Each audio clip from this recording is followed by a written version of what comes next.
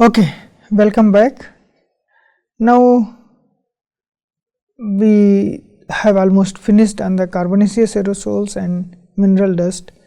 This lecture will be a kind of mixed between optical properties of aerosols, because the way black carbon and brown carbon are measured, they are usually used by optical methods, and then OC by thermal or thermo-optical method or thermal methods. So, what I am going to give you here, because again there is a very big confusion in the nomenclature of organic carbon, black carbon or elemental carbon. Even black carbon and elemental carbon are synonymously used, and how we can actually differentiate the two. So how we should actually do measurements of these things, and then we will bring some concept about the brown carbon, because brown carbon is one of the very important aerosol light absorbing carbonaceous species that is coming up into the picture. So, if you see here, what is shown here, you see a kind of bar graph where you have more of kind of blackish here, and you have a kind of transparent. And then reactions is not only that, this here you have low molecular mass hydrocarbons, see here, and then you have graphene like structures, and then this colorless, what this means actually, it is you have more of refractory nature of aerosols, and here actually they are not refractory or less refractory. And in between, what you have, in between of low molecular mass hydrocarbons and graphene like structure or refractory carbons, here also you can say high molecular weight organic compounds can be there here, which are there. So, that you can also discuss. And what is there in the in between, you have like species like polyaromatic hydrocarbons, humic like substances which is called hulis, they are there. Then you have biopolymers, they are less volatile, but they are colored again. So, here you start from the colorless to colored and then black, purely black. This is actually almost not refractory, and here are kind of you have here you have less volatile, and then you have more of refractory carbon, form of carbon. And then others, so one definition is based on the actually colorless. So, but of course, it does not mean that organic carbon is actually colorless. Organic carbon is not colorless, organic carbon color still will be black, but here the kind of the definition is there actually. So, organic carbon is sometimes called colorless carbon or transparent. So, this is actually very confusing kind of terminology that are there. And then if you see from left to right, colorless to less volatile or colored to black, not only you see here, there is actually, if you talk about thermal and chemical reflectance, that increases. Then degree of polymerization, this is also increasing, and you can see here I said that we have almost like more of here aromatic compounds. You do not have much of aliphatic cyclic compound or aromatic compounds here. You mostly have a kind of aromatic carbons, or you can saturated or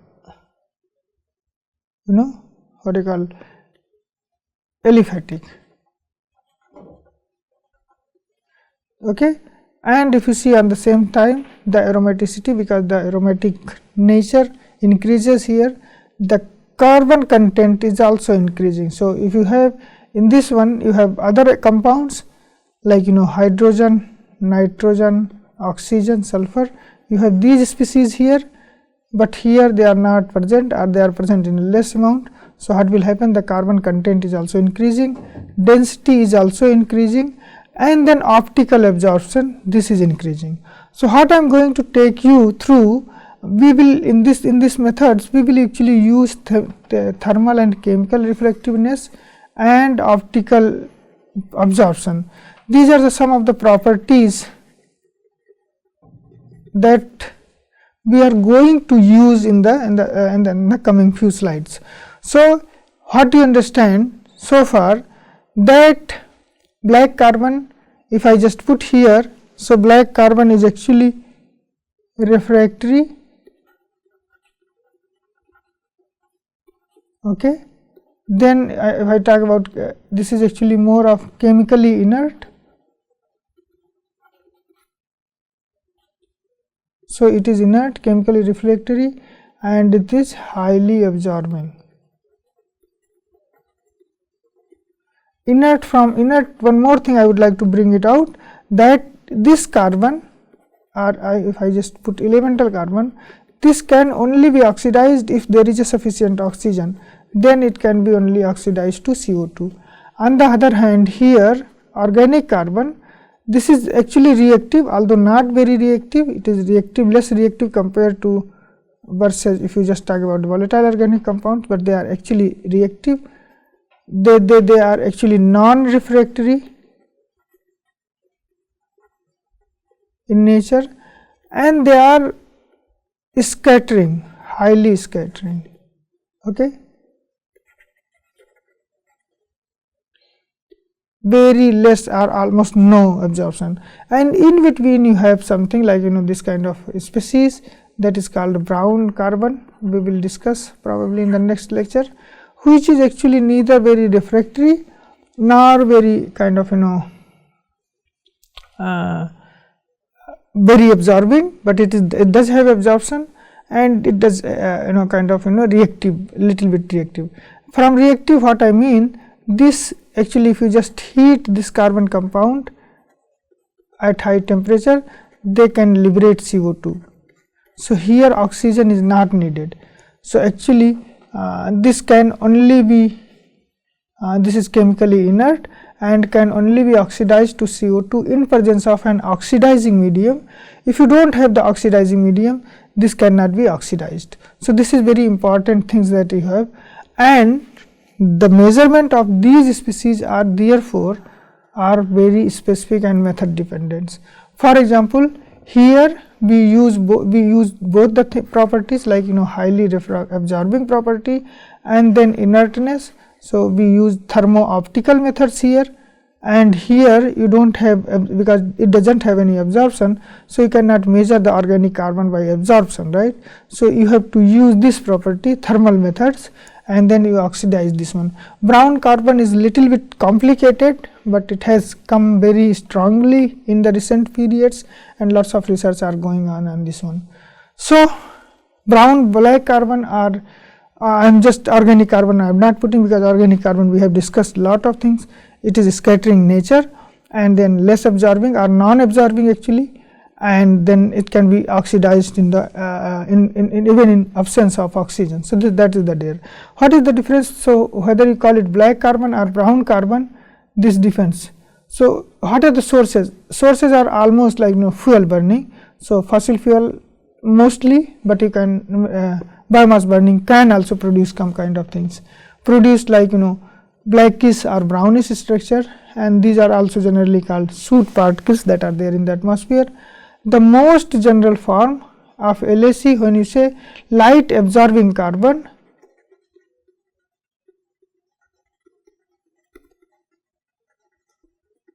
okay, this is LAC, and this includes all BC plus BrC. So anything that is absorbing, it includes actually can be called as a light absorbing carbon. Now remember, we also have another light absorbing species. Here dust will also be included. So when I say that what are the main important light absorbing species in the atmosphere, then you have black carbon, brown carbon, and dust aerosols. But when I say light absorbing carbon species in the atmosphere, you have only two, black carbon and brown carbon. Okay. Soot carbon or soot particles that we say often is actually carbon particles with similar morphology and chemical properties typical of soot particles from combustion, and can be actually represented by graphene layer or 6C60 layer. This is another very important, although it is not purely graphene, okay, but it can be represented as like a graphene like structure. So if you see, and that is the only reason why, because we do not have kind of actual how the black carbon look like, or what is the composition of black carbon, and therefore, since we do not have this one, there are no actually standard for very good standard, you can say. I mean, there are actually like graphene like structures, they can be used, actually they have been used. Carbon spherules are basically, so they can be used, they are usually used as a black carbon standard. But because black carbon is not only that, of course there are mostly carbon, but there will be other species, like you have mostly carbon, but other species trace amount of hydrogen or oxygen can be there. So because of that, if you try to take this black carbon standard as a graphene like structure or C60, then it does not resemble the atmospheric black carbon. And if you take and therefore, from the atmosphere, it is also very difficult to separate out the black carbon from the organic carbon. So because of this one, these two illusions are the problem. We do not have very good standard for black carbon. And then brown carbon is actually less absorbing compared to black carbon, and its more absorbance is actually UV and visible region, slightly in the visible region, little bit up to 400 nanometer. So visible, in principle you can say that no absorption in the visible regions, but it is less absorbing in nature, and it absorbs mostly in the UV regions. So 200 to 400, so you can start with the 200 and it goes up to 400 nanometer. The most absorption is there in this range, and this is also mostly composed of humic like substances. They are derived from biomass burning, soil, terry material from combustion sources. So this brown carbon has, again the brown, again if you just talk about what is the chemical structure of brown carbon, again it becomes very difficult, because there is no single composition of brown carbon. It is again like black carbon is composed of different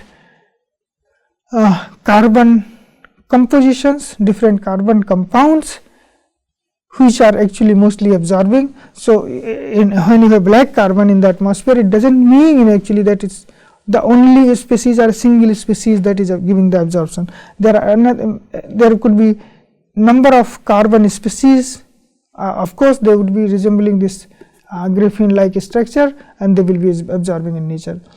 And this EC stands for elemental carbon, and this is near elemental, okay, soot like carbon. This is again, now you can see the difference here.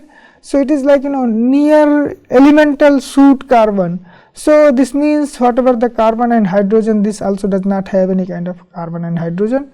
This is chemically inert, this is very important. And this property we used to measure this one. And then oxidized can only be oxidized at high temperature and only in the presence of oxygen. So if you do not have oxygen, you do not supply, this carbon or the elemental carbon will not be oxidized. I discussed this one. And this you have some during this, because when you are heating this one in presence of oxygen or in absence of oxygen, there will be some kind of apparent carbon or charred carbon, that is also called, this is actually or sometimes it is also called pyrolyzed carbon, which is produced when you are heating these carbonaceous aerosols in inert atmosphere. So when you are going at high temperature, some of the carbon which is actually organic carbon can be charred and it can be converted to the pyrolyzed carbon, and later it will come into the peak when we discuss this one the methods. You will see that this pyrolyzed carbon or charred carbon will come along with the EC. So you have to subtract that one. So BC, when we say elemental carbon is in a way, you can just remember this is chemically inert and oxidizing in nature, and in the when you have to, if you have to measure this one, you have to use this property. So you have to chemically inert, you have to measure, this means that we have to supply oxygen during these measurements, and you have to have high temperature, okay, and thermal oxidation can happen. So thermo-optical methods we use to measure this one. But if you, on the other hand, there is another terminology that stands for black carbon and or equivalent black carbon. this is optical properties and composition similar to soot carbon. Almost when you say black carbon and elemental carbon, I must say you that these are actually commonly used, both are used, they are interchangeably used. But that you have to just remember that if you are reporting it as elemental carbon, this means the measurement must have been done by thermo-optical methods, thermal methods has to be involved. But when you are reporting black carbon, it does not need a kind of thermal methods, you just report with the optical methods. So, optical properties like absorption, can only absorption is measured, and from absorbance we convert it to equivalent black carbon concentration. That is why you assume this one, okay. And this results from LSC, light absorbing carbon measurement by optical absorption techniques such as athelometer. So, we will discuss these instrumentation methods. So, for now just remember that when you read in the papers and in good papers, when EC is there, this means it has been measured by thermal methods or thermo-optical methods, and if black carbon is there, this means it has been measured mostly by the kind of light absorbing measurements like some sort of athelometer. So, just be careful with these things actually. Yeah, I discussed this in the very first slide. So, the classification can be actually the thermochemical classification or molecular structure or optical classification. So, based on the optical methods. So, you see here I talked in the previous slide. So, I am just repeating again. This is actually the chemical refractiveness. So, elemental carbon you see here on the top highly refractory, and then you have organic carbon in between, which is actually Hubic like substances, or if you see the structure polyaromatic hydrocarbon Hubic like substances are polymers, they are actually refractory organic carbon. And if you see here in contrast, you see optical classification of this one, black carbon highly refractive, okay. Or if you on the other side also you see the optical absorption, black carbon is highly absorbing, and this is actually you see here, this can also be called in between, you can call it actually like colored organic carbon, and this is where this nomenclature of brown carbon will come here.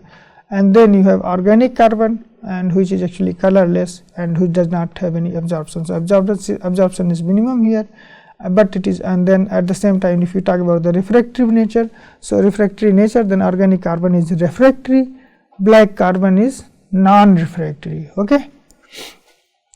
And organic carbon is I just gave all the points in the previous slides. So, organic carbon is refractory, non-refractory, and it is non-absorbing, it has low molecular weight hydrocarbon compounds. So, this is how you do. So, in the optical and thermo-optical classification methods, molecular structure of black carbon, elemental carbon and organic carbon.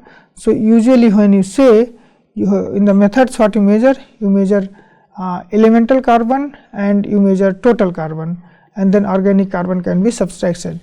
So, for example, you have measured thermo-optical method. What you do? You measure OC and EC both, and if you just see sum them, TC is equals to OC plus EC. Sum of these two species are OC plus EC is actually total carbon, and this total carbon this is measured, and this is actually during the. So, we will come to that one. And so, if you just want to see this one, you can write OC is equals to TC minus EC. I would prefer if you are using this method, so write TC minus EC because it is elemental carbon. But if some methods, suppose you are having one method, if you are using thermo-optical method, suppose you are using two methods, one for measuring total carbon and one for measuring black carbon. Now, if you want to measure organic carbon, what you do? Then if you have two separate methods, like this you usually use optical methods like athelometer, and then you have actually thermal method. Okay. Then here you can then you are allowed to write TC minus PC. But otherwise, if you are using the same method, thermo-optical method, it is always advisable to write Tc is equals to OC plus EC, not OC plus BC. So, I just said that they are actually operationally defined. BC and EC concentrations, if you just talk about their concentrations, they may agree, but they can be off by a factor of 2 or even more. So, that kind of things is also there. Then about the brown carbon, this evidence for the brown carbon came from the light absorption measurements near a specific combustion source at lower wavelength, particularly in the UV regions, and this brown carbon is usually reported as 635 nanometer, whereas the black carbon is reported in different wavelengths, but most of the time it actually either at 880 nanometer. Sometimes there are some methods who report at 660 nanometer, but this is actually preferable. These other methods are not preferable. They just measure the absorption at 880 nanometer, and whatever the absorption at 880 nanometer comes, they are converted to the black carbon or equivalent black carbon. Spectral properties of water extracts of continental aerosols and laboratory studies, this evidence came from them. Then analogy of aerosol species to colored nature of humic-like substances, and then this has some kind of resemblance with the colored natural humic-like substances that are already there. So, if you just see in the soil or in the organic matter some sort of natural humic substances, you will find which is actually colored. So, from there the name brown carbon comes, and of course, they can be sourced like mostly primarily biomass burning and secondary aerosols. For the elemental carbon, just remember, or black carbon, we said that mostly the sources are thermal from fossil fuel or biomass burning, but fossil fuel were more. Here the brown carbon and organic carbon, biomass burning and secondary aerosol formation, secondary aerosols contribute, they give rise to the organic carbon and brown carbon. But elemental carbon or black carbon, this is mostly produced by fossil fuel combustions, of course incomplete combustion. And one of the very important point is here how to distinguish their absorption characteristics. They are reported at mass absorption efficiency. So, specific absorption by 1 gram of samples, it is reported meter square per gram. So, black carbon mass absorption efficiency is somewhere around 7.5 meter square per gram, and brown carbon is actually like 0.5. So, you can imagine a situation that it is actually 1 by 15, factor of 1 by 15, whereas dust is having the lowest absorbing species, mass absorption efficiency, which is about 0.03 meter square per gram. So, this is really very low, but the point is that in places dust concentration is high. So, when you calculate absorption will be proportional to the concentration. I mean absorption will be calculated depend on two things, concentration and then mass absorption efficiency. So, if you talk about the dust concentration, although it has low dust has low mass absorption efficiency, but concentration are high. So, even with this one they can still contribute to the absorption, significant absorption in the aerosols. So, this is brown carbon absorption that is reported at 0.5 meter square per gram. This is similar to the WSOC, and again here most of the time this WSOC, water soluble organic carbon, this is generally taken because the measurement is done by the measuring the absorption of water soluble organic carbon at 365 nanometer. So, basically you have a water extract and you are measuring as absorption at 365 nanometer, and because you are measuring absorption of WSOC. So, this you can also call that black carbon, sometimes is actually also called water soluble organic compound carbon. And then the other method is actually you just extract this brown carbon in methanol, because methanol will give high extraction. So, you will have maximum extraction from this one. So, methanol can give rise to the very, so whatever the carbon that was not extracted with the water can also be extracted with this one. Yeah. So, one more example I give you, that often you will see, maybe next slide then, yeah, okay. often it is seen that how do you see that how do BC and EC compare. So, kindly note this research, this paper. In this paper, black carbon is measured by ethylometer and EC is measured by thermo-optical. So, actually what we did, we had a simultaneous measurement of this one in PM10 samples, and at the same time at the same stations we have ethylometer that was installed. So, what we did during this study period, we just find out that when we had simultaneous measurements of ethylometer and on the dates where we had, and then the timing of the sampling, aerosol sampling, and then black carbon measurements matches, we just use those data, and you can see what on the top BC to OC ratios. Okay. So, on the top panel is actually giving the BC to EC ratios. In principle, this ratio should be very close to 1.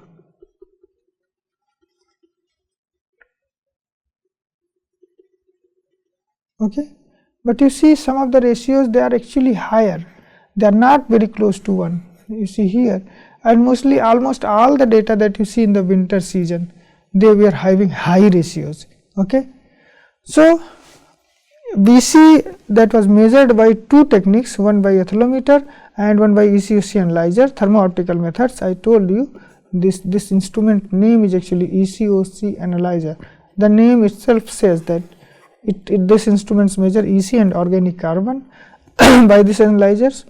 They do not show a one-to-one good correlation. One-to-one correlation means, in general, if you believe that both are same, at one time we are saying that EC and BC are same, but when you measure them, they are not same. So, the reason is that we are measuring, probably we are measuring two different things. One is actually, although they are defined same, but we are measuring two different things, and two different things with two different methodology, and these differences could be attributed to the just measurement itself.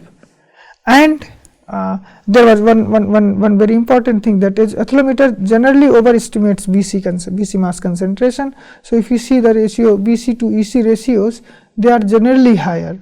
So, you can also counter argue that why it is BC is overestimated. You can also see that EC is actually underestimated, and because of that the BC to EC ratios are lower. So, it's actually both ways you can define, but generally it depends on the person which is comfortable in which instrumentation. So, for example, I preferred during my PhD days, I used thermo-optical methods. I know that okay, this is actually one of the parameters, and then ethylometers we use that one. So, we just compared. So, it's just a difference, could be just because of the methodology, two different methodology that we are using. It has nothing to do with the two different the compound is still might be same, the components or the composition might still be the same, but we are measuring by two different methods, and this difference was much higher, even it went factor of 5 for the samples collected during winter time. So, if somebody asks you that how do you differentiate between black carbon and elemental carbon, the best way is to say that they are generally same, chemically they are same, the chemical composition they are resembles, and only thing is that if you measure the the concentration by optical methods, by just measuring absorption, then you are actually saying that we are measuring the black carbon, or if you are using then you say the black carbon, and if you are using thermo-optical methods, then we say that we are measuring the elemental carbon. So, this is the only difference that we have here actually so far.